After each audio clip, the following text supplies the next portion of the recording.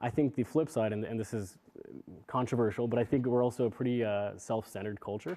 And I'm going to start with myself. I personally am very self-centered, and I am often thinking about how I can be happier, what I can do to make myself happier, and what I could do to make other people help me be happier, right? Yeah. And so I think something that has kind of shifted, and this is more with the love others as yourself, is how can I love others? And I find there's so much fulfillment in that, in loving others more than myself. Yeah. Yeah.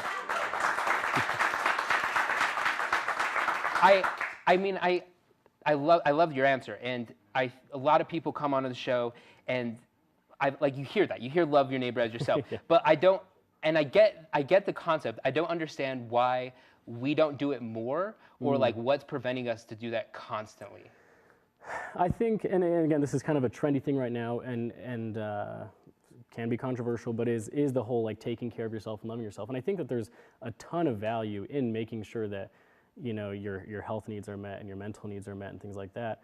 But I think oftentimes we get so caught up in making sure we're 100% that we forget to love others. And I don't know about you, but I know I'll never be 100%. I'm just a broken guy, and there's always going to be some issue that I'm dealing with, or there's always going to be some physical ailment that I have, or some struggle that I'm having. And so if I wait till I'm 100%, I'm not going to love my wife well, or I'm not going to love God well, I'm not going to love my kids well, or I'm not going to love the people around me well. And so sometimes it's working on both of those things at the same time, working on my faith and working on my relationship with my wife at the same time. Yeah. That's hard. It's like a difficult, and I want to rewind real quick. Why is it controversial? I think I just think because it is very popular right now too, the whole self-care aspect, and I think again there's a lot of good within that, but I think it gets maybe diluted to the point where people just only care about themselves. Yeah. What's out there? I'm not familiar with this. Like what's out there that's like telling people just to pursue themselves? I'm genuinely curious. Well, and again, I don't want to trample on something that is there is some good in that, but it is making sure that your mental health is 100%, or that you have no issues, maybe financial issues in your life before you can help others, or before you can be charitable or things like that, or maybe there's I can't do these things because I need that time for Kevin. I need Kevin time. Yeah. Do you take Kevin time? I try to. So I'm thankful. I'm not. How do I say this? I'm not a great sleeper, but I'm thankful that I don't need a ton of sleep to function. You run off of like 4 hours of sleep. Yeah, I just want to point out like, that I get like 9 and he gets 4.